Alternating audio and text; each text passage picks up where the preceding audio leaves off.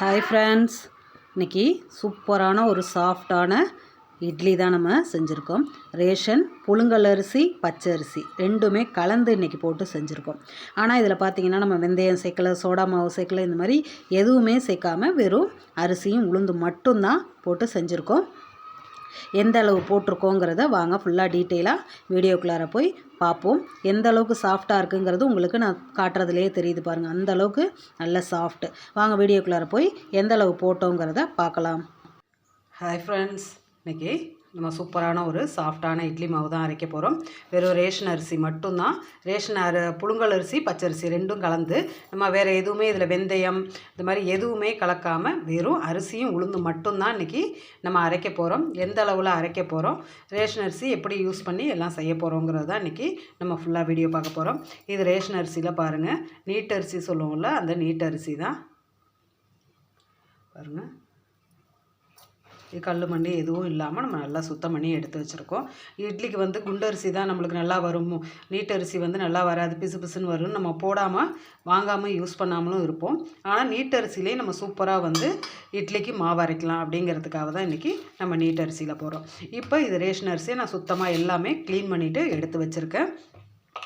உங்களுக்கு என்ன அளவு வேணுமோ அந்த அளவுக்கு நீங்கள் எடுத்துங்க. நான் 100 கிராம் படியாக எடுத்திருக்கேன். உங்களுக்கு அளவு நிறைய வேணும்னா நான் சொல்கிறத அப்படியே நீங்கள் பெரிய அளவில் போட்டுக்கோங்க. இப்போ இதால் நான் இதில் 8 போட போகிறேன். 1, நான் தலை தட்டாமல் அப்படியே தான் எடுக்கிறேன். 2, 3, 4, 5,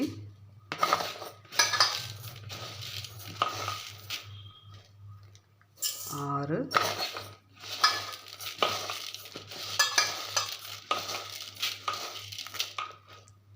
7. நான் கரெக்டாக இதில் 8 அளந்து வச்சுருக்கேன். அதை அப்படியே நம்ம போட்டுக்கலாம். உங்களுக்கு ஏன் தலை தட்டாமன்னு சொல்கிறேன்னா, நீங்கள் எப்படி அரிசி எடுக்கிறீங்களோ அதே மாதிரி நீங்கள் உளுந்து எடுக்கணும். அதுக்காக தான் நான் தலை தட்டாமல் எடுக்கிறேன்னு சொல்கிறேன். நீங்கள் தலை தட்டி எடுத்தீங்கன்னா உளுந்து அதே மாதிரி போடுங்க. மொத்தம் 8 நம்ம எடுத்தாச்சு. 8 கரெக்டாக நான் அளந்து வச்சது 8 போட்டாச்சு. இப்போ புழுங்கல் அரிசி, அடுத்து பச்சரிசி நம்ம இதுக்கு எவ்வளோ போட போகிறோம் அப்படிங்கிறது பார்த்திங்கன்னா, இப்போ அதே மாதிரி நம்ம ரேஷனில் கொடுக்குற பச்சரிசி ரெண்டுமே நம்ம ரேஷன் அரிசி தான் போடுறோம். இதில் பார்த்திங்கன்னா 4 போட போகிறோம். மொத்தமாக 12 நம்ம அரிசி போட போகிறோம். 8 புழுங்கல் அரிசி, 4 பச்சரிசி. இப்போ 1 போட்டிருக்கோம். இதுவும் நான் 4 அளந்து தான் வச்சுருக்கேன். இருந்தாலும் உங்களுக்கு காட்டுறதுக்காக திரும்ப அளந்து போடுறேன். இதுவும் பாருங்கள், வலிக்காமல் அப்படியே தான் நான் போடுறேன். 2,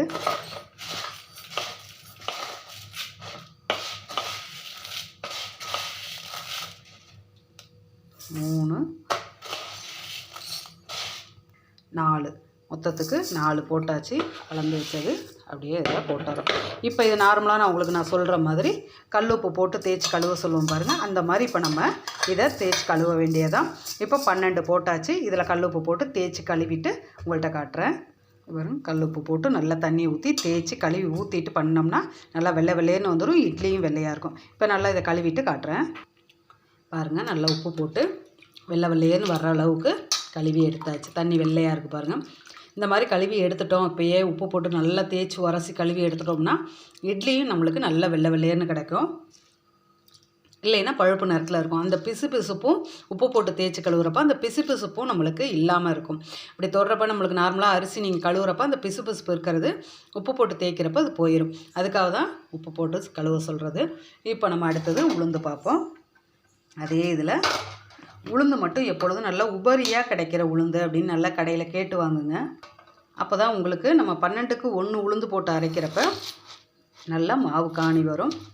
ஏன்னா நம்ம வெந்தயத்துலேருந்து எதுவுமே போட தேவையில்லை. நல்லா உளுந்து பொங்கி வர்ற உளுந்தாக இருந்தால். இவ பாருங்கள், நான் அரிசி எப்படி தலை தட்டாமல் எடுத்தேன்னு சொன்னனோ அந்த மாதிரியே தலை தட்டாமல் தான் உங்களுக்கு அப்படியே குமுட்டாக வச்சுருக்கேன். இதில் 1 அவ்வளோதான். 12க்கு இதில் 1 போட்டு இதையும் நல்லா கழுவிட்டு நல்லானா ரொம்ப கழுவிடாதீங்க, அப்போ அதில் இருக்க அந்த பசத்தன்மை போயிடும், அப்புறம் மாவு நல்லா உங்களுக்கு பொங்கி வராது. இதை நான் ஒரு 2 தடவை நீங்கள் கழுவிட்டு தண்ணி ஊற்றி ஒரு 1 மணி நேரமோ 1.25 மணி நேரமோ ஊற வச்சுருங்க.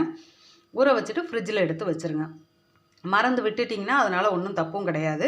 நீங்கள் பாட்டுக்கு ஊற வச்சுட்டு அரைக்க போகிறப்ப ஐஸ் வாட்டரோ ஐஸ் க்யூபோ போட்டு நீங்கள் அரைச்சிங்க அப்படின்னா உங்களுக்கு நல்ல மாவு காணும், பொங்கி வரும், நிறைய பொங்கி வரும்.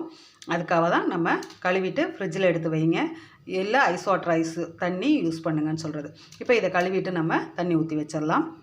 பாருங்கள், கழுவிட்டு ஊற வச்சாச்சு. 2 இது அந்த அதில் ஏதாவது தூசி அழுக்கு இருந்துச்சு, இல்லை தோல் சில சமயம் இருக்கும், அது ஒட்டிக்கிட்டு இருக்கிறத கழுவுறதுக்காக மட்டும்தான் ஒரு 2 தண்ணி ஊற்றி கழுவிட்டு நல்ல தண்ணி ஊற்றி வச்சாச்சு. எப்பொழுதுமே உளுந்த கழுவிட்டு நல்ல தண்ணி ஊற்றி வச்சிட்டிங்கன்னா அரைக்கிறப்ப அதையே நம்ம யூஸ் பண்ணிக்கலாம். இது 2 தான், நம்ம வெந்தயமும் போடலை, வேறு சோடா மாவு எதுவுமே நம்ம கலக்க போகிறதில்ல. இது இப்போ நான் வந்து நைட்டில் ஊற வைக்கிறேன். அதனால் எனக்கு அரிசி பார்த்திங்கன்னா நான் காலையில் அரைக்க போகிற வரைக்கும் எனக்கு ஊறிட்டே இருக்கும். அதனால் இது 8 மணி நேரத்துக்கு மேலே ஊறுங்கிறப்ப நம்மளுக்கு அரைக்க நல்லாயிருக்கும். அந்த மாதிரி மோஸ்ட் வந்து உங்களுக்கு 8 மணி நேரம் ஊற வச்சுருங்க. இல்லை பகலில் ஊற வைக்கிறீங்க, சீக்கிரம் அரைக்கணும்னு நினச்சிங்கன்னா குறைஞ்சது 6 மணி நேரமாவது ஊற வைங்க. இப்போ இது ஊற வச்சாச்சு. இது நான் 1 மணி நேரம் ஊறினோன்னு ஃப்ரிட்ஜில் எடுத்து வச்சுருவேன். 2ம் அரைக்க போகிறப்ப அடுத்தது நம்ம பார்ப்போம். பாருங்கள், நல்லா ஊறிடுச்சு. அரிசி நல்லா நம்ம வெள்ளையாக கழுவி ஊற வச்சதுனால அரிசி நல்லா வெள்ளை வெள்ளையர்னு இருக்குது பாருங்கள், தண்ணியெல்லாம் கலர் மாறாமல். இந்த மாதிரி வச்சிங்கன்னா இட்லி நல்லா வெள்ளை வெள்ளையர்னு வரும். உளுந்து ஃப்ரிட்ஜில் வச்சுட்டு இந்த பாருங்க கூலிங்கில் இருக்குது, வச்சுட்டு எடுத்து வச்சுருக்கேன். இப்போ இது 2ஐயும் நம்ம அரைக்க வேண்டியதுதான். உளுந்து நார்மலாக நான் உங்கள்கிட்ட சொல்கிற மாதிரி கிரைண்டரில் நம்ம போட்டு தண்ணி ஊற்றி தண்ணி தெளித்து தான் அரைக்கணும். கொஞ்சம் கொஞ்சமாக ஃபுல்லாக ஊற்றிடக்கூடாது. கொஞ்சம் கொஞ்சமாக தண்ணி ஊற்றி நம்மளுக்கு அப்பப்போக்கு தேவையான அளவுக்கு தெளித்து அரைக்கணும். ஃபுல்லாக அரைச்சி பொங்கி வர்றப்போ நான் உங்கள்கிட்ட காட்டுறேன். ஏன்னா கிரைண்டரு போட்டு ஓட விட்டால் ஒரே சவுண்டாக இருக்கும், அதனால தான் கட் பண்ணிவிட்டு நான் உங்களுக்கு போட்டுட்டு மாவு பொங்கி வர்றப்போ உங்களுக்கு காட்டுறேன். பாருங்கள், போட்டு ஓடிட்டுருக்கு. அப்பப்போக்கு தண்ணி மட்டும் தெளித்து நல்லா பொங்க விட்டு அரைச்சி அள்ள போகிறப்போ உங்கள்கிட்ட காட்டுறேன். பாருங்கள், நல்லா பொங்கிருச்சு. நல்லா பொங்க அரைச்சாச்சு. இப்படி பந்து போல் இருக்கணும். இப்போ இதை நம்ம அள்ளிட வேண்டியதுதான். இப்படி எடுத்து போட்டால் அதில் பந்து மாதிரி உழுவுது பாருங்கள், இந்த மாதிரி இருக்கணும். இப்போ இதை நம்ம எடுத்துருவோம்.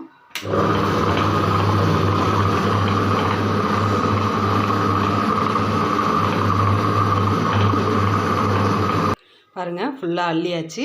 அரிசி தண்ணியை எடுத்து ஊற்றிட்டு உளுந்து ஃபுல்லாக அள்ளுனது. இப்போ கிரைண்டரில் கொஞ்சமாக தண்ணி ஊற்றிட்டு நம்ம அரிசி போட்டோம்னா நல்லா ஓடும், அடியில் ஒட்டிக்காமல். இதையும் ஃபுல்லாக நம்ம இப்போ போட்டுட்டு உங்கள்கிட்ட காட்டுறேன்.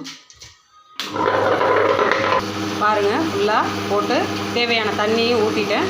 உப்பையும் நான் இதிலையே போட்டுறேன். நீங்கள் தனியாக போட்டு கரைக்கிறதுனா கரைச்சிக்கோங்க. நம்ம இதுக்கு உளுந்துக்கு தண்ணி அப்பப்போக்கு தெளிக்கிற மாதிரி இல்லாமல் ஃபஸ்ட்டே கொஞ்சம் தண்ணி நம்ம ஊற்றி விட்டு அரைக்க ஆரம்பிச்சிடலாம். அப்புறம் கட்டியாக இருக்குன்னா நீங்கள் கொஞ்சம் பார்த்து ஊற்றிக்கலாம். அவ்வளோதான். இதுவும் ஃபுல்லாக நம்ம அரைச்சி முடித்து அள்ளுறப்ப பார்ப்போம். அள்ள போகிறது வந்து ரொம்ப நைஸாக அள்ளிடாதீங்க, கடைசி லைட்டு ஒரு கொரகொரப்பில் எடுங்க. அப்போ இட்லி இன்னும் நல்லாயிருக்கும். ஃபுல்லாக அரைச்சிட்டு அள்ள போகிறப்ப பார்ப்போம். பாருங்கள், அந்த கடைசி கொரகொரப்பில் இருக்குது. இப்போ இதை நம்ம அள்ளியெல்லாம் அள்ளிட்டு உங்களுக்கு மாவு கட்டியாக இருக்குதுன்னு நினச்சிங்கன்னா கொஞ்சம் கிரைண்டர் கழுவி தண்ணி ஊற்றி கலந்து வச்சுருங்க. இல்லை எடுக்கிறப்பே உங்களுக்கு கரெக்டான பதத்தில் இருக்குதுன்னு நினச்சிங்கன்னா அப்படியே வச்சுருங்க. இதை இப்போ ஃபுல்லாக நம்ம அள்ளிட்டு பார்ப்போம்.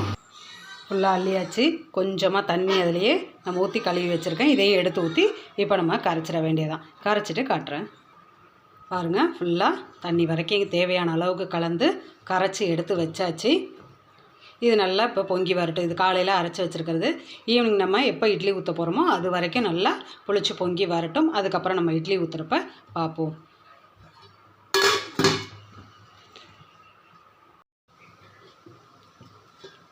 பாருங்கள், நல்லா பொங்கி வந்துருச்சு.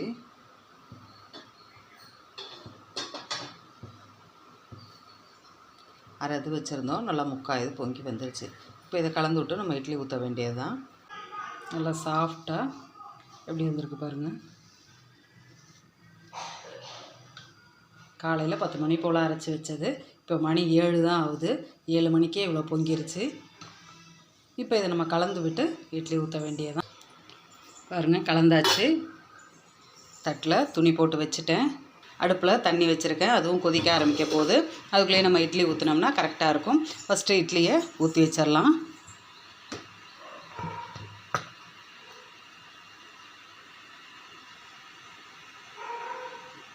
எல்லாத்தையும் ஊற்றிடலாம். பாருங்கள், ஊற்றி வச்சுட்டேன். தண்ணியும் கொதிக்க ஆரம்பிச்சிருச்சு. எடுத்து உள்ளார வச்சிடலாம்.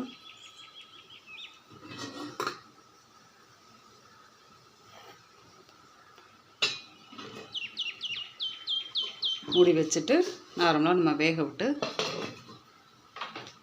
எடுத்துக்குவோம். வெந்தோன்னே பார்ப்போம் 10 நிமிஷம் கழித்து. 10 நிமிஷம் ஆயிடுச்சு. இட்லி வெந்திருக்கும் பார்ப்போம். பாருங்கள், சூப்பராக வந்திருக்கு. எடுத்து கொட்டிடலாம். லைட்டாக இப்படி தண்ணி தெளித்து விட்டுட்டோம் அப்படின்னா துணி ஒட்டி இருந்தாலும் ஈஸியாக இருக்கும். எடுத்து பெரட்டி போட்டுடலாம்.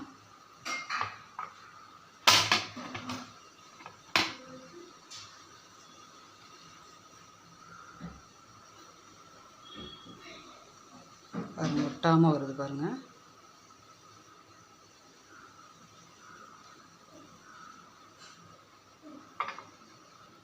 பாருங்கள், செம்ம சாஃப்டாக